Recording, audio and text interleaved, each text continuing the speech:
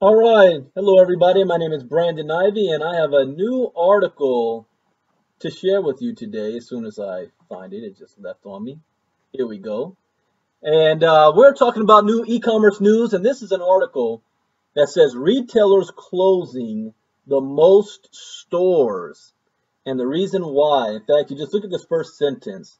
With the growth of e-commerce still outpacing the overall growth of retail sales, retailers are continuing to close brick and mortar outlets. And this is very important because a lot of people out there don't really understand e-commerce yet. They don't think that it's going to affect them. And this is going to affect everybody, whether you're in the industry or out of the industry. And it's very important that you're prepared for this and you understand why. Because when stores start closing their, or businesses start closing their retail outlets, it's not because they're losing money. It's not because they're going out of business or broke. They're actually making more money than ever. The reason they are is because they're finding a new business model, and that business model is e-commerce. They're able to cut costs, cut jobs, and maximize their profits, and at the same time reach far more consumers than on e-commerce online than they would at your local store and your local corner market.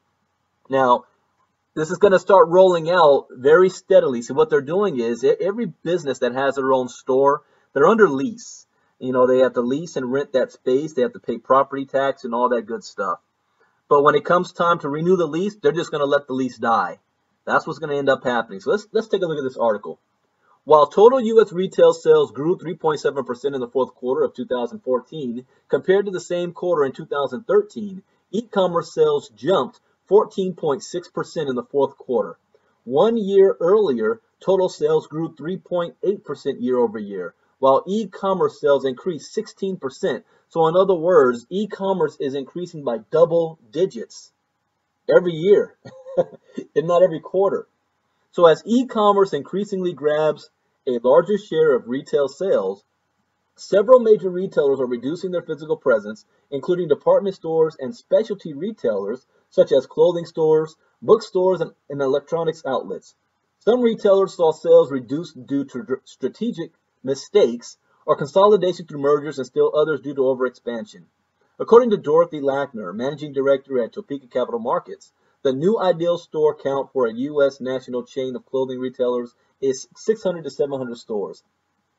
The 24/7 Wall Street analyst found three major department stores that announced or continued previously announced decisions to scale back the number of outlets. In at least one instance, the store closures managed to halt the ongoing sales declines. JCPenney, for example, the shrinking store count reversed a tailspin that followed a strategic, near disastrous decision by the retailer to take the middle market store upscale. That decision confounded customers who eventually began shopping elsewhere, forcing the chain to look for savings.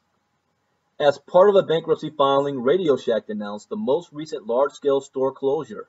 Other electronic giants, Circuit City, CompUSA, to name two, disappeared in recent years, while others, such as Best Buy, have been struggling.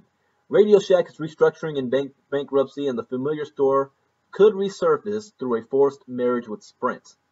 No retailers have perhaps felt more strongly the effect of the e-commerce boom than bookstores. The advent of Amazon.com already led to the demise of Walden Books, Borders, and B. Dalton bookstores, and now threatens Barnes & Noble. Barnes & Noble tried to hang on by developing the Nook e-reader to take direct aim at Amazon.com's signature e-reader Kindle. But in its most recent financial report, Barnes & Noble said that revenue for its Nook division fell while earnings for its book division were basically flat. As a result, in the current fiscal year, Barnes & Noble plans to close 13 stores instead of the 20 it earlier forecast. Sales trends are turning. Always follow the trends. Mitchell Clipler, CEO of Barnes & Noble Retail Group, who is retiring on May 2nd, told the Wall Street Journal, "Why close a store that's profitable?" Ah, ha, ha, ha, ha. What did I just say about that? Why close a store that's profitable? Barnes & Noble still expects to spin off its college bookstore group this summer.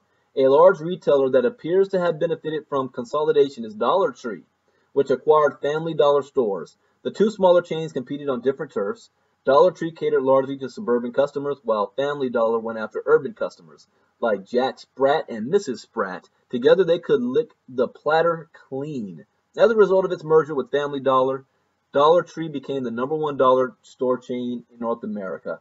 To identify the companies closing the most stores, 24/7 Wall Street reviewed large U.S. retailers and have announced store closings for 2015 or that are in the process of multi-year plans to reduce their physical footprints. Company earnings, store, and employee counts, as well as other financial information, came from the company's SEC filings. These are the retailers closing the most stores. Abercrombie & Fitch. It has taken a nosedive in recent years, a decline punctuated by the ouster of former CEO Mike Jeffries. The former CEO is infamous for wanting to sell only to cool people, among other public relations disasters. And according to Jeffries, Abercrombie & Fitch clothing embodied the essence of privilege and casual luxury. Yet, with net sales dropping 14% in the fourth quarter, A&F's target audience seems less interested in the clothing than ever. The company plans to open several stores overseas, as well as 11 new outlet stores in the U.S. in fiscal 2015. In addition, however, the company plans to close roughly 60 U.S. stores over the same period. Most of these stores will be closed as their leases expire. Didn't I just say that? Aeropostale. Ahead of the 2014 holiday shopping season, traditionally the time of the year retailers make most of their profits, Aeropostale announced plans to close 75 stores in its fiscal fourth quarter, November through January.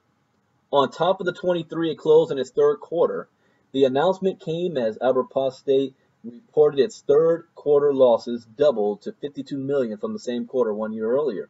The fourth quarter closings brought to 120 the number of stores. I think I'm pronouncing this wrong. You can tell I don't shop.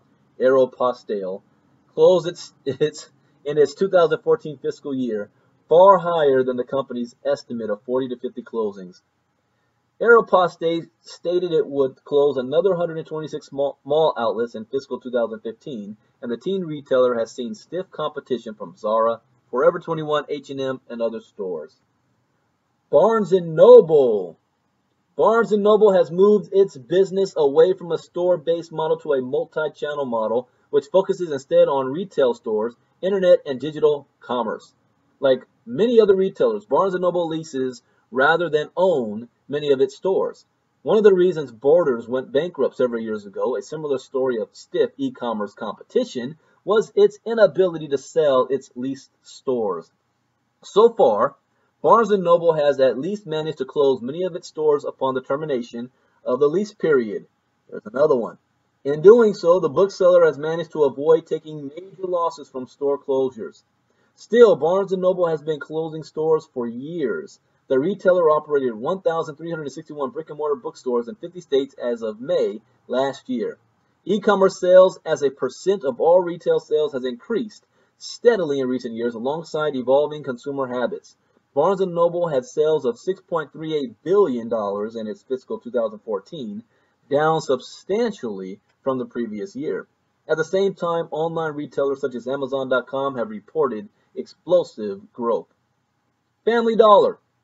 In late July, Dollar Tree announced the acquisition of Family Dollar stores, which it said at the time could result in the closing of as many as 500 Family Dollar outlets. The strategic rationale for the acquisition was to combine two established and respected brands in the most economically resilient sector of retailing. Dollar Tree CEO Bob Sasser said in an earnings call, according to Sasser, the Dollar Tree target customer is largely a suburban customer, while the Family Dollar customer is largely urban and rural. Once the transaction closes, Sasser said, Dollar Tree would have more than 13,000 stores with almost $19 billion in sales and more than $2 billion in earnings. Shareholders of both companies approved the transaction in February. J.C. Penney. In January, J.C. Penney stated it would close roughly 40 stores in 2015, resulting in approximately 2,250 layoffs. The company has floundered in recent years, due in large part to former CEO Ron Johnson's tenure, which J.C. Penney has dramatically rebranded. The company is still recovering from the disastrous results of the shift. The current store closures can be attributed to other factors as well. While the rise of e-commerce has not had as severe an impact on JCPenney as other retailers, Americans' growing preference for making online purchases has cut into mall traffic. According to Fortune magazine, nearly 700 JCPenney stores are located in malls, more than every store except Sears. Here's more e-commerce news, ladies and gentlemen, and if you're not paying attention, you will be forced to pay attention because it's a domino effect. When stores close, people lose jobs. When people lose jobs, they need to become more dependent on the government. They're looking for jobs elsewhere. It puts a strain on the entire economy, and everybody's going to want to know why. And the only thing they can point to is people are changing their habits, their buying habits. They're shopping online. So the best thing for you to do is to adapt and move with the changes. Get involved in e-commerce. That's why I'm with Shopping Sherlock. Bye-bye.